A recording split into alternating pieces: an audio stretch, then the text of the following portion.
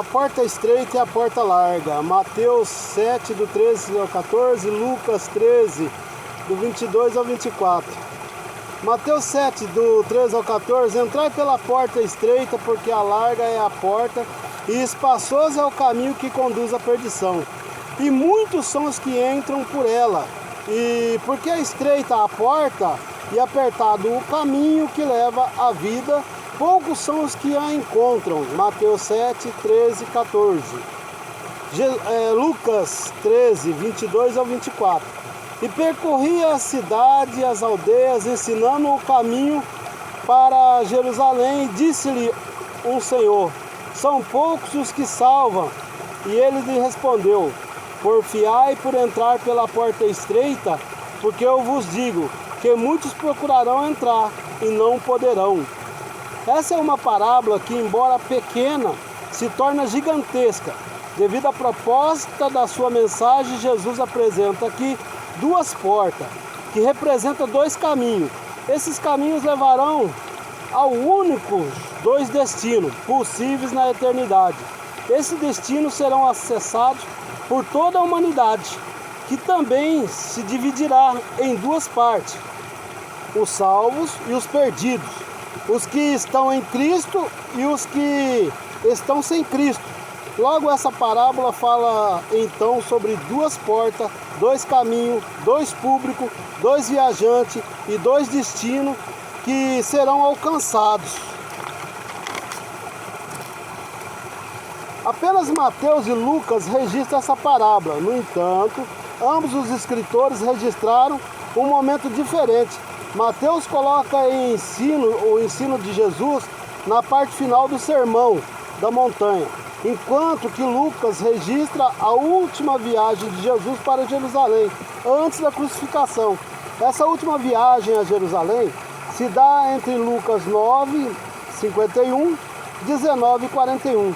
Durante esse tempo, Jesus foi passando pela cidade e aldeias, ensinando uma após outra. Diante disso, entendemos que provavelmente Jesus então contou essa parábola por mais de uma vez. Em Lucas, essa parábola se originou de uma pergunta feita por um ouvinte, não específico. Senhor, é verdade que são poucos aqueles que se salvam? Lucas 13, 23. Jesus, porém, não apenas falou sobre os poucos serem salvos, como também explicou por que muitos não escolheram o caminho da salvação e optaram inconsequentemente pela facilidade e prazer e apenas desta vida.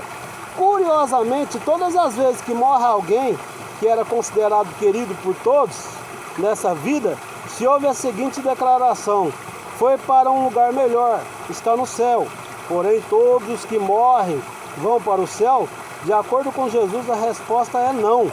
Pelo contrário, Jesus ensinou essa parábola porque a maioria das pessoas não vão para o céu. Certamente, essa é uma declaração extremamente confrontadora para todos os que apreciam o relativismo, pluralismo por modernidade. Mas no Evangelho não há verdades relativas. Cristo sempre será o único caminho que leva à salvação. Qualquer outro caminho sempre levará ao inferno. No relato de Mateus, fala-se apenas da existência de dois caminhos e de dois destinos. Porém, em Lucas há uma informação acrescentadora: porfiai por entrar pela porta estreita, porque eu vos digo que muitos procurarão entrar e não poderão. Lucas 13, 24. Se é difícil entrar por ela enquanto está aberta, será impossível entrar por ela quando já estiver fechada. Todos os esforços necessários para entrar e se manter nela hoje valerá completamente a pena. Os dois caminhos são opostos. O caminho da perdição sempre será mais fácil, mas o caminho mais difícil é o que leva à vida eterna. Esse caminho estreito é desenhado por muitos autores, como apertadas as trilhas e as rotas da montanha, desfiladeiro, sempre difíceis de serem percorridos. Nesse caminho não se pode levar muita coisa. E todo peso excessivo pode ser prejudicial e comprometedor.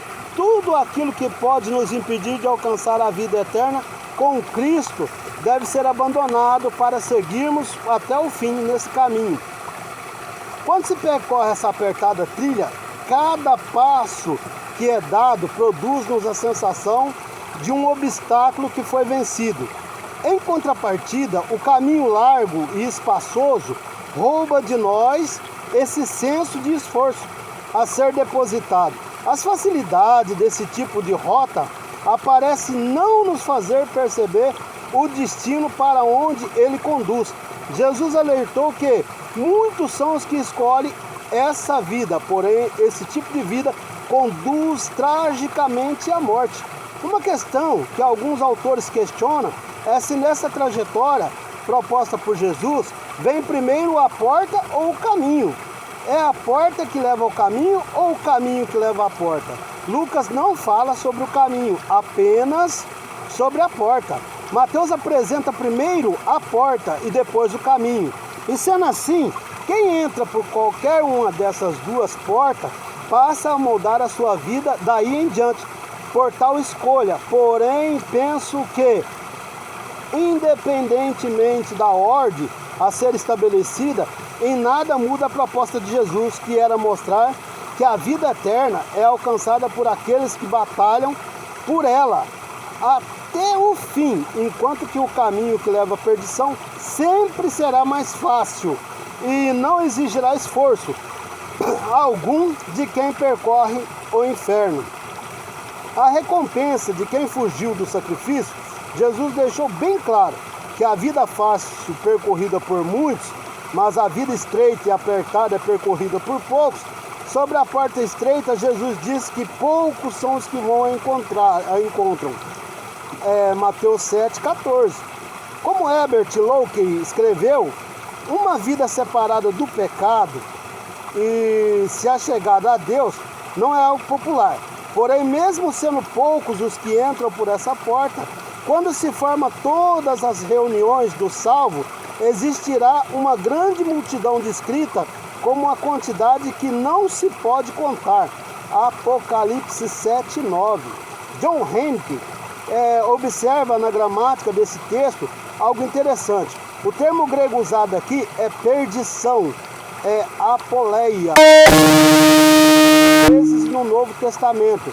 No entanto, especificamente no Evangelho escrito por Mateus, ele é usado para falar sobre a raça de víbora. 3:7. Aquele que não recebe a palavra do apóstolo, 10:14, em Cafarnaum é outra cidade. A geração má e adúltera que busca um sinal, 12:39, o joio no campo, 13:30, os peixes ruins, 13:48, a nação que caiu sobre a pedra, 21:44, os fariseus hipócritas, 23:33, e os bodes em 25:46. Ou seja, esse é o mesmo destino que receberá todos aqueles que optam pela porta e o caminho largo. Outro detalhe interessante é que o termo usado para expressar porfiai, esforçai-vos, no grego é agonizomai. A origem desse termo vem do esforço que um atleta fazia durante a competição para conseguir o prêmio. Jesus está sugerindo a ideia de que não se conclui esse caminho sem que se trave uma verdadeira luta desse termo. Por exemplo, se origina a expressão agonizar. Malcolm Tolbert observa que essa expressão aqui está no presente do imperativo, sugerindo a ideia de continuar porfiando ou continuar lutando até agonizar. Com isso, a orientação de Jesus aqui é que empreguemos todas as nossas forças com intenso esforço para concluirmos essa trajetória até alcançarmos a nossa eterna recompensa. Porém, isso não significa que a salvação depende apenas do esforço humano. A salvação é pela graça e por meio da fé. E é o dever de todo filho de Deus se esforçar a cada dia e para perseverar nesse caminho que conduz à salvação, não impedindo de nada e nada o atrapalhe ou desvie dela. Entrai pela porta estreita, entrai pelo caminho, né, estreito, porta larga, o que está sendo oferecido nos dias de hoje, onde eu falo que eu sou contra os profetas de Baal, que tem levado muitos à perdição. A Bíblia relata que nos últimos tempos haveria muitos enganadores que traziam a palavra do Evangelho fácil, torcendo a palavra do Evangelho. Aqui está uma parábola de grande crescimento. Essas parábolas eu vou estar colocando no canal lá. Se você quiser saber mais, pesquisa, estuda, ouve a voz do Senhor, ouve a palavra de Deus, para que você seja liberto dos enganadores.